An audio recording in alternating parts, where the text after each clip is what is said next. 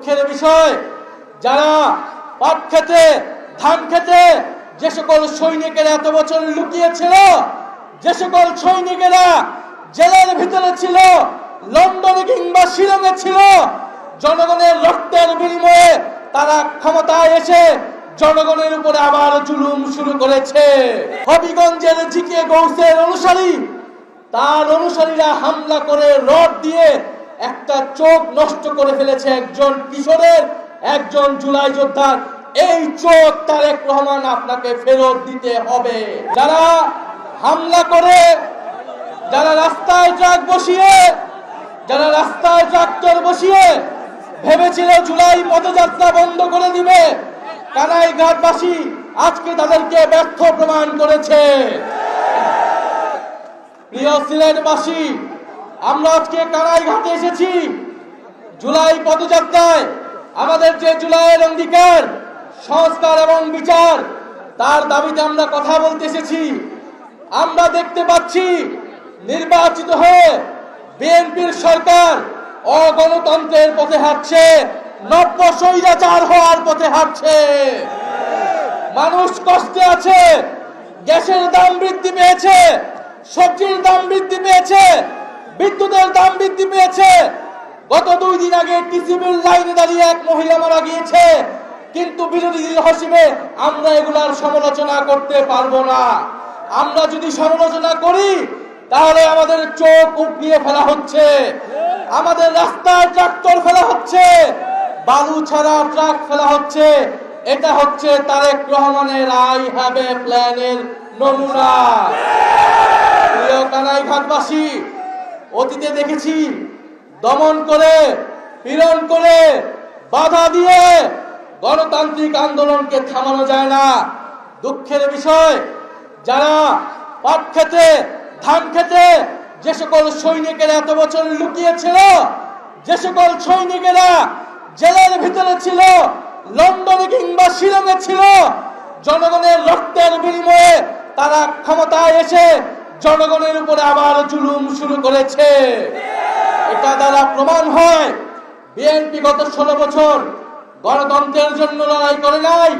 তারা অপেক্ষায় ছিল, তারা লড়াই করেছিল ক্ষমতায় গিয়ে কিভাবে জনগণের উপর আবার জুলুম করবে, কিভাবে চাঁদাবাজ করবে, কিভাবে সন্ত্রাস করবে, কিভাবে জমি দখল ভূমি দখল করবে। কিন্তু আমাদের ওয়াদা, বিএনপি যদি সেই পথে হাঁটে, স্বৈরাচার এবং সন্ত্রাসের পথে হাঁটে, আমরা লক্ষ কোটি জনতা ঐক্যবদ্ধ আছি। আমরা আবু সাইদের উত্তরসূরিরা, ওসমান হাদির উত্তরসূরিরা ঐক্যবদ্ধ আছি। নিজেদের জীবনের রক্তের বিনিময়ে বাংলাদেশে নতুন কোন করে স্বৈরাচার এবং জুলুমবাজকে ক্ষমতায় থাকতে দেব না, দেব না, দেব না। প্রিয় তারেক রহমান, আপনি প্রধানমন্ত্রী হয়েছেন, আপনি বলেছিলেন দেশে এসে আপনার পরিকল্পনা রয়েছে। এটা আপনার কেমন পরিকল্পনা? একজন কলেজে পড়ুয়া শিক্ষার্থীর চোখ কেড়ে নেওয়া হয়েছে। হবিগঞ্জের জিকে গৌসের অনুসারী, তার অনুসারীরা হামলা করে রড দিয়ে একটা চোখ নষ্ট করে ফেলেছে একজন কিশোরের, একজন জুলাই যোদ্ধার। এই চোখ তারেক রহমান আপনাকে ফেরত দিতে হবে। শেখ হাসিনা শত শত আমার ভাই বোনের চোখ নষ্ট করে, গুলি করে আজকে দিল্লিতে নির্বাচিত তারেক রহমান এই নতুন বাংলাদেশে আমার আরেক ভাইয়ের চোখ নষ্ট করে কি বার্তা দিতে চাচ্ছেন? বাংলাদেশের জনগণ এটা মেনে নেবে না।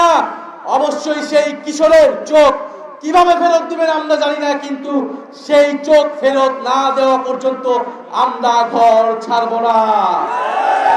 আমরা জিয়াউর রহমানকে শ্রদ্ধা করি, বেগম খালেদা জিয়াকে শ্রদ্ধা করি, কিন্তু জিয়াউর রহমানের ছবি পোস্টার টানিয়ে, বেগম খালেদা জিয়ার ছবি পোস্টার টানিয়ে আপনারা সন্ত্রাস করবেন, জমি দখল করবেন, ভূমি দখল করবেন, এটা আমরা মেনে নেব না।